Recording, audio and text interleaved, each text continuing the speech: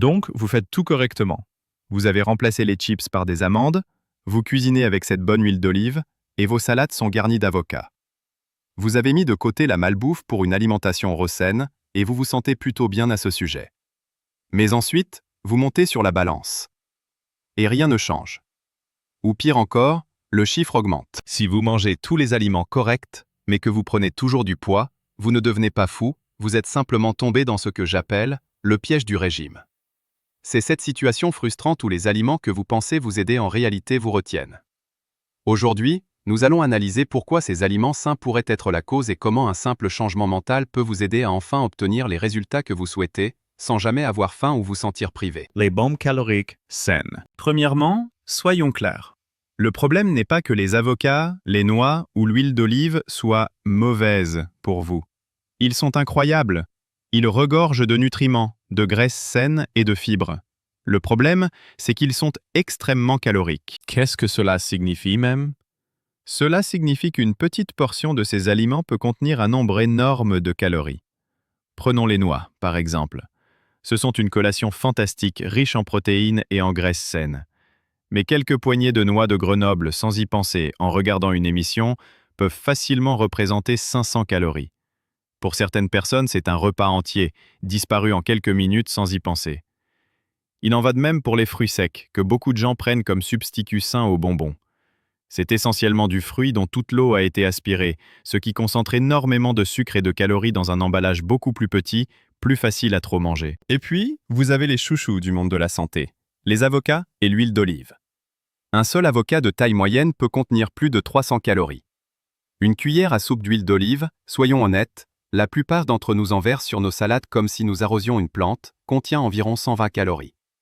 Bien que ces graisses soient excellentes pour votre cœur, elles s'additionnent à une vitesse alarmante. Une salade peut passer d'un déjeuner léger de 200 calories à un festin de 700 calories rien qu'avec la vinaigrette, l'avocat et les noix que vous ajoutez dessus. Cette cuillerée de guacamole est certainement nutritive, mais elle a un impact calorique qui peut facilement vous faire dépasser votre quota si vous ne faites pas attention. C'est le piège du halo de santé. Nous voyons un aliment comme bon, et nous nous donnons une autorisation mentale de manger autant que nous voulons. Nous sommes si fiers d'avoir choisi la salade que nous ignorons complètement le fait que nous l'avons pratiquement transformée en un seau de garniture riche en calories. Le problème n'est pas l'aliment lui-même, c'est que nous en comprenons mal le véritable coût calorique. La solution. Comprendre la densité calorique. Alors, comment sortir de ce piège? La réponse est un concept révolutionnaire appelé densité calorique. La densité calorique est simplement une mesure des calories contenues dans une certaine quantité d'aliments. Les aliments à faible densité calorique ont moins de calories pour leur poids, pensez aux fruits, légumes et soupes à base de bouillon. Ils sont riches en eau et en fibres, ce qui vous donne une sensation de satiété sans absorber trop de calories. Les aliments à haute densité calorique sont l'inverse, huile, noix et fromage, où beaucoup de calories sont concentrées dans un petit volume. Voici la partie qui change tout. Imaginez 400 calories dans votre esprit. À quoi cela ressemble-t-il dans une assiette? Eh bien, pour 400 calories, vous pourriez avoir un tout petit quart de tasse d'huile d'olive. Ou, pour les mêmes 400 calories, vous pourriez manger une énorme assiette pleine de nourriture contenant plus de 2 livres de brocoli. Laquelle pensez-vous vous rassasiera le plus? C'est le secret pour manger plus et peser moins. Votre estomac ne possède pas de petits compteurs de calories. Il possède des récepteurs d'étirement. Il signale que vous êtes rassasié en fonction du volume de nourriture que vous avez consommé. Lorsque vous remplissez votre assiette avec des aliments à faible densité calorique comme des légumes, des fruits et des protéines maigres, vous pouvez manger de gros repas satisfaisants qui déclenchent ces signaux de satiété sans dépasser les calories. Ce n'est pas une question d'interdire les aliments sains et riches en calories que vous aimez. Il s'agit d'être stratégique. Au lieu de grignoter quelques poignées de noix, prenez une pomme avec une cuillère à soupe de beurre d'amande. La pomme vous apporte du volume et des fibres pour vous rassasier, tout en conservant les graisses saines des noix en dose contrôlée. Essayez d'utiliser un spray d'huile au lieu de verser directement de la bouteille. Utilisez cet avocat délicieux comme une garniture pleine de saveurs, et non comme l'élément principal. Lorsque vous comprenez la densité calorique, vous changez votre façon de penser, passant de la restriction à l'abondance. Vous apprenez à remplir la majorité de votre assiette avec des aliments à faible densité et à utiliser ceux à haute densité pour rendre tout délicieux. Si vous avez un petit déclic en ce moment et que tout ce concept de densité calorique commence à faire sens, faites-moi une petite faveur et cliquez sur le bouton j'aime. Cela aide vraiment la chaîne. Et si vous souhaitez en savoir plus sur la perte de poids sans avoir l'impression de mourir de faim, assurez-vous de vous abonner et d'activer la cloche de notification. Les habitudes cachées qui s'additionnent. Maintenant, échapper au piège du régime ne concerne pas seulement ce que vous mangez. Il s'agit aussi de la façon dont vous mangez. Il existe quelques habitudes sournoises qui peuvent faire prendre du poids, même lorsque vos choix alimentaires sont parfaits. Tout d'abord, votre vitesse de manger. Faites-vous partie de ces personnes qui terminent un repas en 5 minutes chrono? Si oui, vous ne donnez pas à votre cerveau la chance de suivre votre estomac. Il faut environ 20 minutes pour que votre estomac envoie le signal et « je suis plein » à votre cerveau.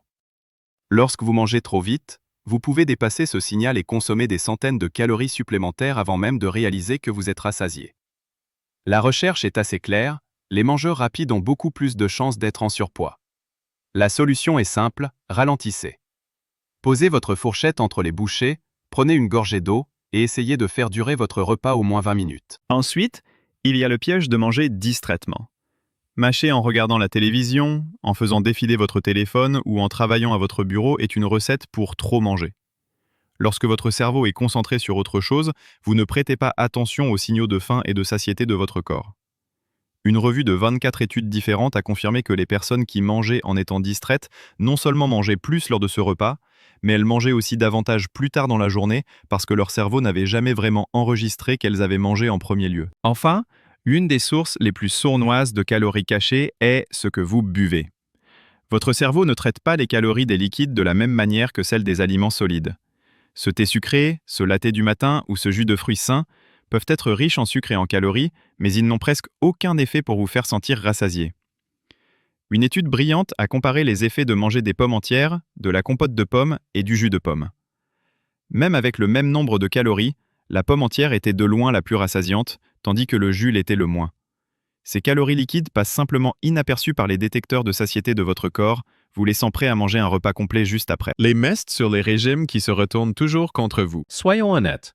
Beaucoup d'entre nous ont été conditionnés par des décennies de mauvais conseils en matière de régime, et certains des astuces les plus courantes nous préparent en réalité à échouer. Un exemple parfait est sauter des repas. Vous pourriez penser que sauter le petit déjeuner est une façon astucieuse de économiser des calories pour plus tard, mais cette stratégie échoue presque toujours. Lorsque vous vous laissez affamer, vous êtes beaucoup plus susceptible de trop manger lors de votre prochain repas et de vous tourner vers des aliments réconfortants riches en calories. De plus, votre corps est intelligent. Lorsqu'il perçoit une longue période sans nourriture, il peut ralentir votre métabolisme pour économiser de l'énergie, ce que l'on appelle le mode famine. Cela signifie que vous brûlez moins de calories simplement en existant, ce qui rend encore plus difficile la perte de poids. Cela conduit à un autre mythe, que la restriction extrême et douloureuse est la seule façon d'obtenir des résultats. Réduire vos calories à des niveaux proches de la famine peut vous donner des résultats rapides sur la balance, mais ce n'est pas durable et ce n'est certainement pas sain. Tout comme sauter des repas, une restriction sévère fait freiner votre métabolisme pour conserver de l'énergie. Ensuite, lorsque vous abandonnez inévitablement le régime, parce que qui peut vivre comme ça, votre corps est prêt à reprendre tout le poids, et souvent même plus.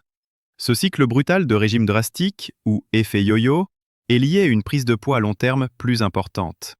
La recherche montre que la plupart des personnes qui perdent du poids avec des régimes restrictifs le reprennent presque entièrement en 5 ans.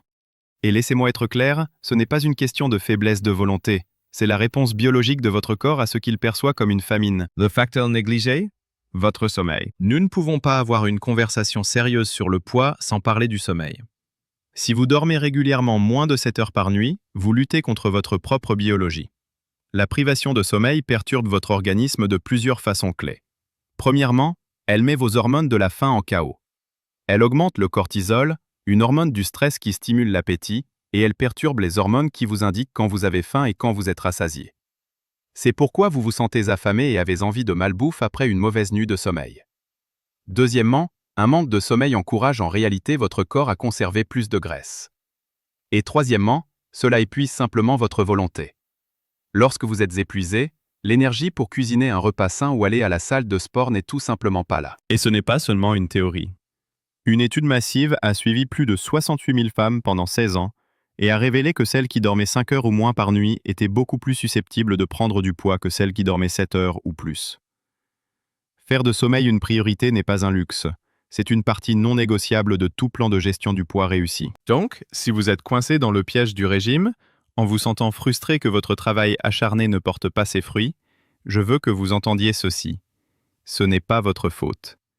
Vous avez simplement joué selon de mauvaises règles. Le chemin vers une gestion du poids durable et saine ne consiste pas à manger moins, mais à manger plus intelligemment. Il s'agit de comprendre la densité calorique afin de pouvoir remplir votre assiette avec des aliments délicieux et satisfaisants. Il s'agit d'être conscient de la façon dont vous mangez, en ralentissant, en évitant les distractions et en surveillant les calories liquides. Il s'agit enfin de rejeter les mythes nuisibles de sauter des repas et de la restriction extrême.